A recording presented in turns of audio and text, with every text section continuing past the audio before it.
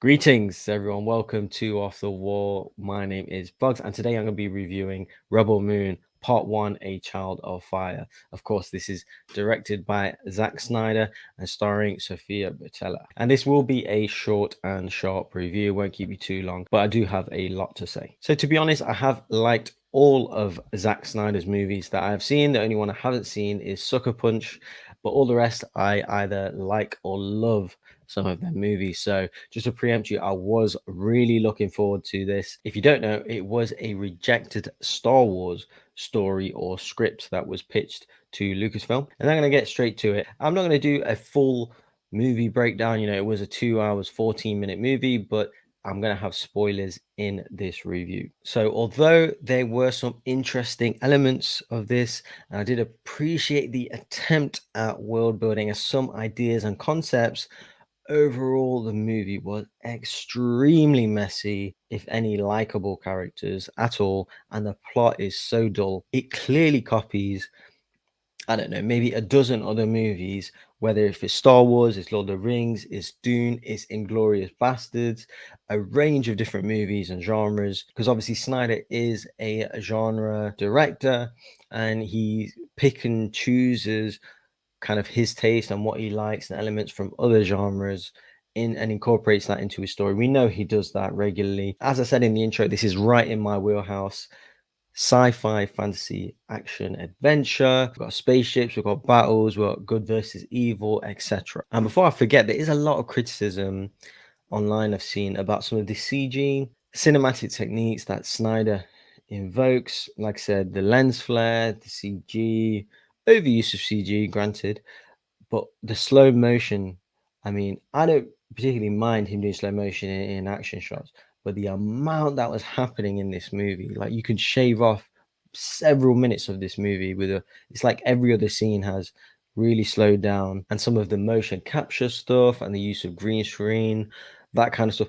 I'll be honest, that stuff didn't bother me as much. He does handle the use of CG and green screen pretty well. Yes, the CG isn't the best at times, but some of it is absolutely fantastic. And I'll come to kind of which parts I particularly liked a bit later, but that stuff didn't bother me or didn't take me out of the movie too much. It was more of the solid foundation of the movie, more of the story actually, which was more concerning. And I will say the first 20 minutes, I was thoroughly interested in the world building. So it definitely started off well in the village, and then the kind of Imperials, and then we have the whole Christopher Waltz characters, the Jew hunter in this story, basically, where he imposes himself on the village and kills the leader, etc. So I did like all of that, but unfortunately, how the rest of it really played out was almost like fan fiction, and it particularly lacked any heart, I'd say depth and story. Quite frankly, the story was paper thin, no heart,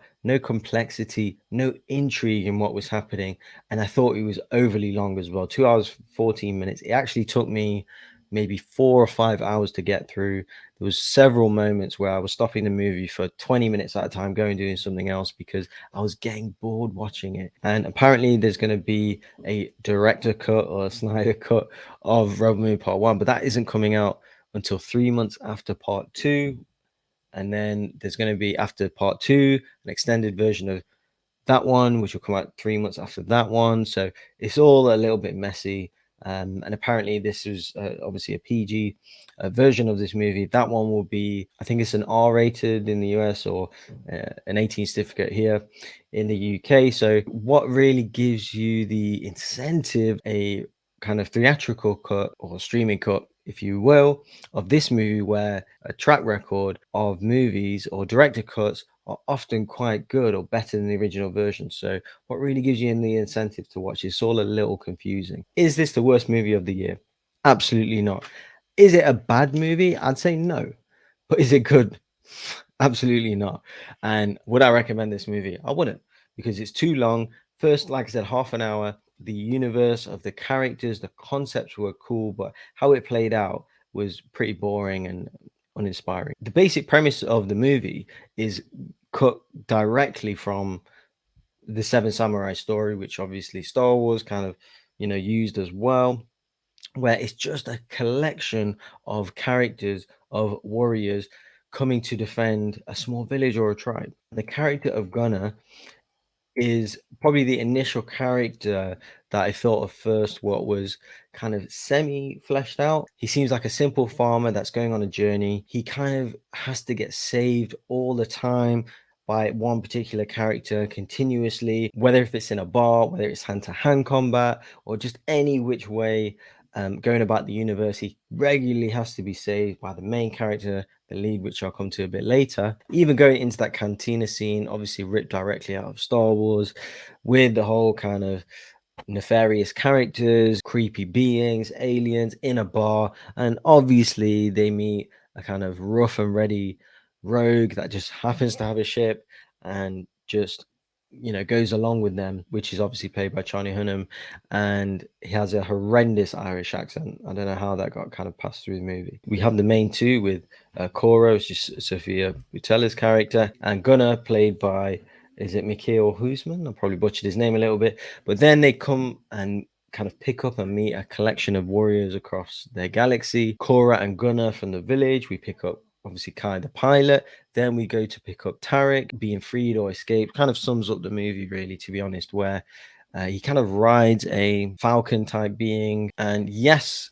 it is cool looking. And it was a fun few minutes of him kind of breaking bird creature, falcon animal, whatever is griffin. Minutes later, it proved absolutely pointless, where it was just a showcase of a bit of CG and a bit of action. Yes, it was cool, slow motion shots, like some nice cinematography, some nice CG, but it proved pointless. Like, why did we need to see that bird being freed? It had no relevance to the movie as a whole. He didn't take it with him. There's no callback to it or anything like that. And the bird sets itself free, like kills his master. Like, what was the point in this? We then pick up Titus, which General, who it's like they literally go to the Gladiator set and they pick up Jaimon Honsu, who kind of looks like he's basically just 30 years on from that movie, and he joins this ensemble along with Ray Fisher's character as well, and his whole crew looks like straight out of Mad Max, like a Furiosa fan club. So that's the kind of crew. Obviously, the leader of this rebellion, this rebel crew,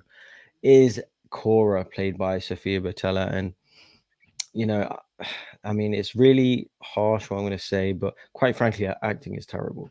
I've never really thought that she's a very good actress, to be honest. Ever since I first seen her in Star Trek Beyond, in The Mummy as well, and in The Kingsman, feel like she has a lack of expressions or just general facial expression that there doesn't seem to change if she's like crying or she's fighting or she's in a heated debate, or there's just a lack of quality and diversity and range in her acting, and it really bothers me and takes me out of the movie. Generally feel like the movie suffers because it's quite highlighted and obvious she's not a very good actress. Yeah, she can do some of the physical stuff quite well. She's obviously quite athletic and stuff, but the acting was terrible. And some of the line deliveries were quite frankly cringe. These long exposition shots, that went on 5 or 6 minutes at a time. I think I paused every single one. That's when I kind of had some lunch or like went out for a bit or went on my phone for 20 minutes because these were just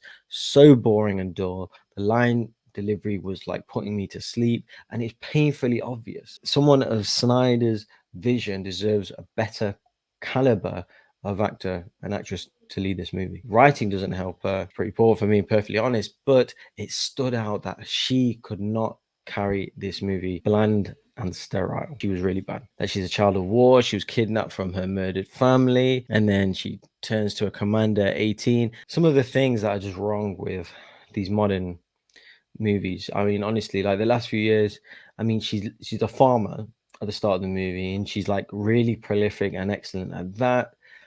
She's a general.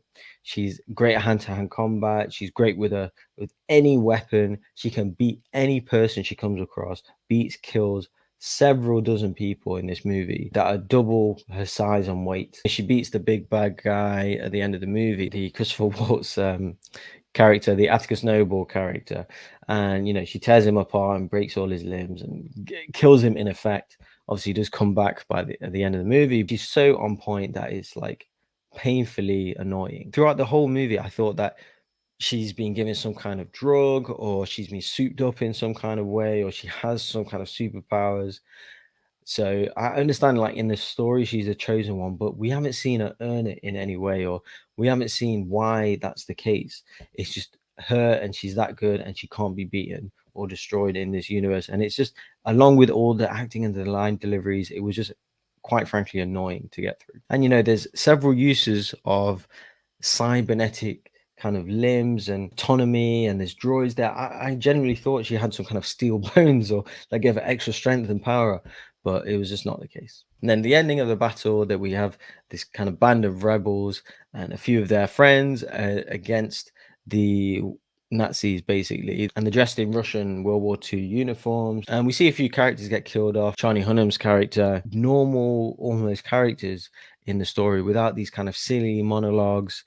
Even with that pathetic accent that they made him do, he was still one of the more interesting characters. But they killed him off without any kind of redemption. And then obviously Ray Fisher's character dies.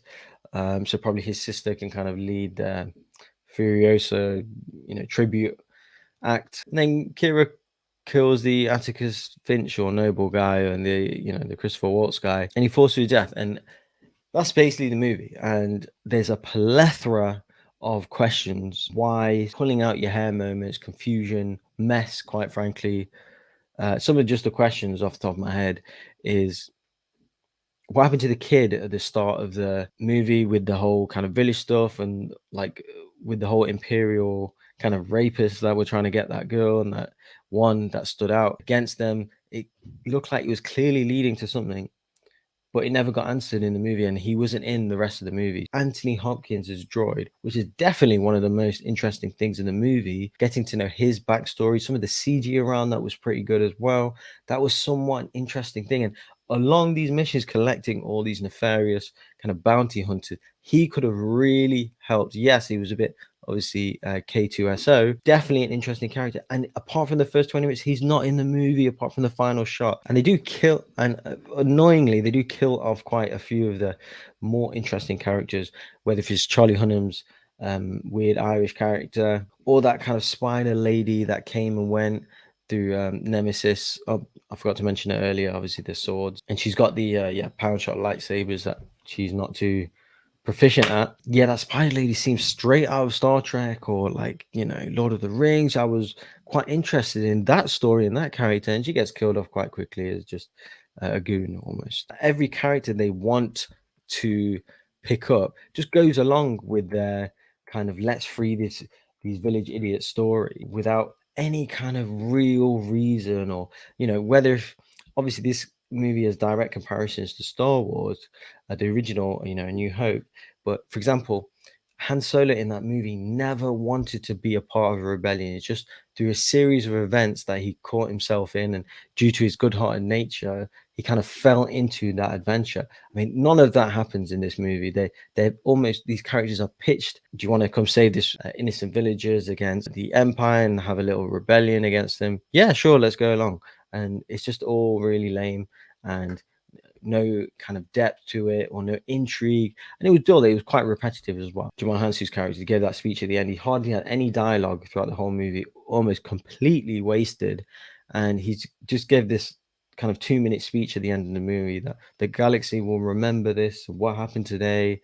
Like, all right, mate, you've not spoken. Where have you been? The main question at the end of this movie: why should I care about anyone in this movie? No one is likable. You don't root for anyone. There's no character development. It just doesn't seem there's any meat with these characters. I don't root for anyone. Didn't kind of mind if any character dies or not. Yeah, there were some slightly more interesting than others, but they tend to be the villains, almost cameos in the movie, that got killed off. For the main bunch and hub of characters, particularly the lead character, they were all so flat. And this sums up the movie, to be honest, in just wrapping up this review. Really good ideas from Zack Snyder, interesting universe he's set out, and some of the technology things and some of the aliens looked interesting. And when the characters were kind of using things around them, like, oh, I've never really seen that before, or that's really creative, or look, that looks like props, and just really cool stuff in and around these characters. The actual characters, though, was, and the story was poorly executed. At times it was a pain to get through, particularly the second half of the movie. It did turn into a generic action movie by the end of it, and these events were bland and boring to get through. Collecting these bunch of characters leading up to the predictable final battle. Not enough development and characterization, context for the story, and they were too quick to get to these exposition stuff, which were too long as well. So big frustrations here with this movie. And I feel like Snyder has set out to make a Star Wars of his own, to mirror Star Wars, and I think he has done.